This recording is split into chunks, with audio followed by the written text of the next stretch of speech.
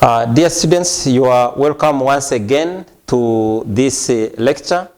We are continuing to look at literature review, and the course facilitator is still Dr. Mark Kahwa from the Faculty of Education here at Mountains of the Moon University.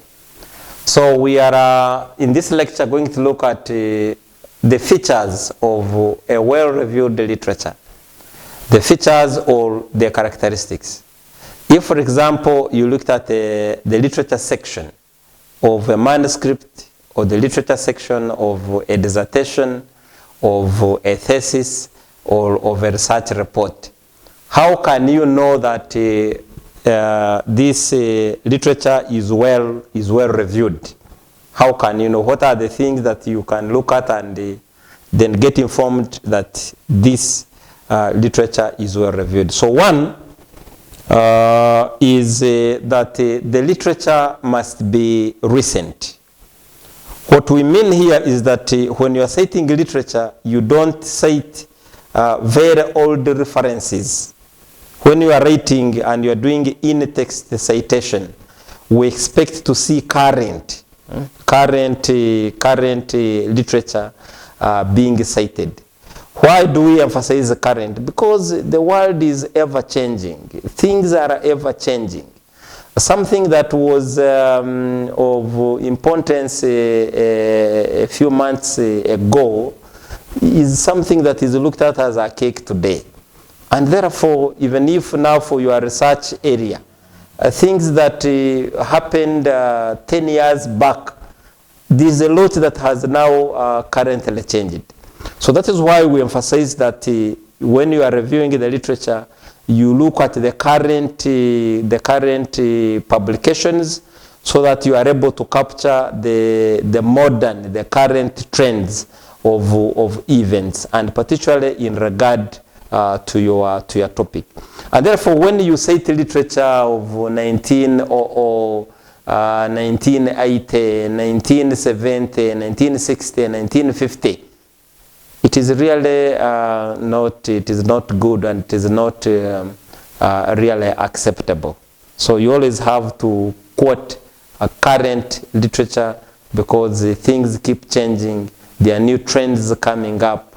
So the world is not static, and even what you are studying, what you are investigating, is not static. So the literature must be recent. Then two, we say substantial. Substantial means that it should be, you should review literature in depth. Substantial would also mean that you don't just cite just 10 publications or 10 articles or 10 conference proceedings or books, and then you say you are done. That will just be very limited. So substantial means you have to review quite a lot of materials. You have to review and cite quite a lot of materials. And the more you review, the more you cite, the more you read, the more you enrich your work, the more you really make your work rich. And when somebody is reading it, will appreciate. The third is that the literature should be logical. Logical in the arrangement. When you are arranging your work, logical would mean that if you are going, for example, to cite articles, are you beginning with citing and listing? Are you beginning to cite the latest? Are you beginning with the latest? Or are you beginning with the very oldest and then you come to the latest? Or you are just going to ming up your works? So there should be some chronological arrangement, some kind of logic as you arrange your work, so that you appear to be organized. Then original research, and this one is very, very important. We have been talking about this. We shall continue to emphasize this point, that when you are citing work, we expect you to cite original research. How will you know that this is original research? Then you have to go to authentic publishers, authentic journals, and those are the works that you cite, so that we can able to see that original contribution of the work that you are citing. So we also here talk of balanced, that when you cite your literature, the literature should be balanced. Balanced would mean a number of things. First of all, when you are citing literature, if, for example, we looked in terms of regions, are you only citing literature from Europe? Are you citing literature from Africa? Are you only citing literature from America? Are you citing literature only from just a specific continent, or a specific region, or a specific country? So you should be balanced. You should be balanced so that you can look at different regions, look at, for example, look at different authors, different publishers, so that your work is not, for example, derived from only one publisher, or derived from only one journal, or maybe your work is not focused on just one gender. You are only reviewing the works that are published by male scholars, or maybe by female scholars. So in that sense, you won't be balanced. Now, the critical appraisal. Now, critical appraisal, I have even highlighted it.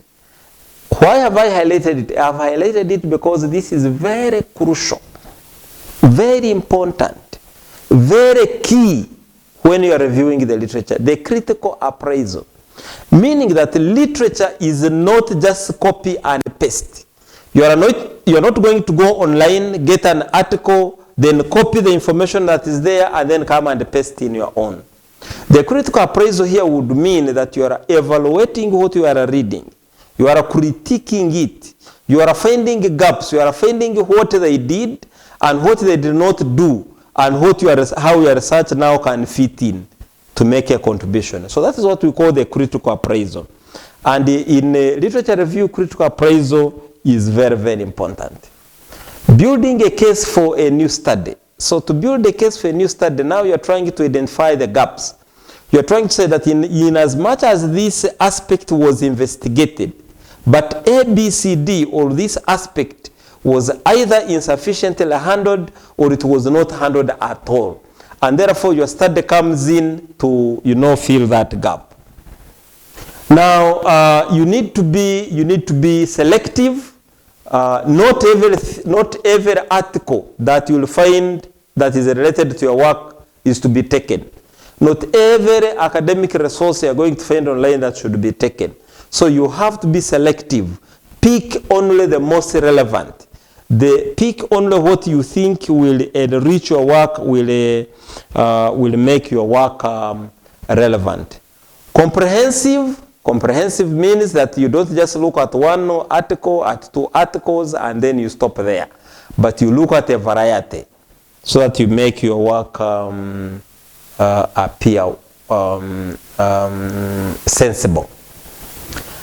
Now, what are the different steps involved in a literature review? We are just going to look at those few steps there. The first one, you always begin by selecting a topic. You select a topic, and we already covered this. We already saw this when we were making the general introduction on how, first of all, you identify and select a topic.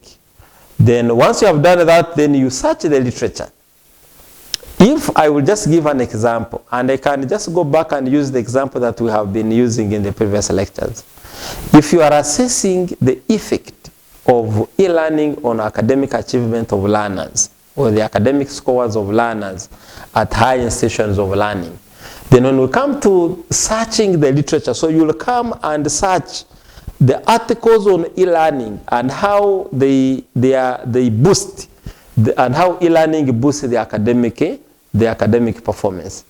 Then you develop an argument. Now, developing an argument here, we are saying that you identify a focus, an aspect. For you, what do you want to address? Then you survey the literature. Then you critique the literature, and then you rate the review. So that is a simple, those are simple steps when it comes to literature, review. So these also are the steps in addition to what we have given. Of course, you define your research question using the inclusion and exclusion criteria. You identify relevant research terms, scoping searches, terms, or related review. You develop your search plan. Later on in this lecture, we shall look at the techniques of searching for information. Then test and refine your research, select relevant databases and run searches, and then document and manage the search results. So we shall look in depth at those processes. Now, the procedure for reviewing the literature, there are mainly 5 steps that are involved. The first one is searching for the existing literature in your area of study. The second one, you review the literature selected. The third, you develop a theoretical framework.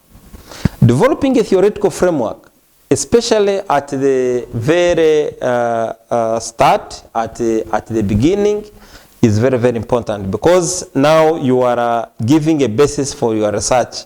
You are showing where your research will be anchored, and you are seeing how you will progress, what will guide, what theory will guide your work. That's what we call a theoretical framework. Now you develop a conceptual framework. A conceptual framework comes from the different variables that you will be studying. The dependent variable and also the independent variable. And you will see how they are relating to each other, how they are interconnected. So, and a conceptual framework, of course, is a grammatical representation of the different variables in the study. So here you develop the grammatical representation of the different studies that, of the different variables that you are studying. And then finally, you rate up the literature. So those are the 5 main steps that you follow, and of course here they are just given in details. There we had just elaborated on them, but here they are given in details. You start with at least one idea of the broad subject area and of the problem you wish to investigate in order to set up parameters for your research. You compile the bibliography for this broad area. That means you are searching out the different publishers, the different scholars who have published on that same area. Then to do that, of course, you read journals, you read the conference proceedings, you read books, and so on and so forth. Now, 2, you review the literature. Now that you have identified the several books and the articles as useful, the next step is to start reading them critically. And if you do not have theoretical framework or themes in the mind to start with, the separate sheets of the paper for each article or book. Then you have, you notice where there are significant differences or opinions among researchers and give your opinion. Ascertain the areas in which little or nothing is known. So those are the gaps we are talking about. The theoretical framework is a structure that can hold or support a theory of a research study. As you start reading the literature, you will soon discover that the problem you wish to investigate has its roots in a number of theories. And therefore, you will be required to state those theories that are relevant and that you know that will guide your study. The conceptual framework, I have already talked about it, and these can be examples of the conceptual framework. Here you have, for example, complaint handling strategies and satisfaction with the service recovery. Then here we have customer satisfaction and how it affects customer loyalty. The service quality and how service quality affects the customer loyalty. Then you have rating up the literature finally. Once you have gone through the 4 steps, then eventually now you have to rate up the literature. But as you rate up, I want again to emphasize that it is not copy and paste, but it is identifying the different gaps and also showing how your research will fill those gaps. So we can now take a quick short break, and we shall pick on from here when we return. Thank you.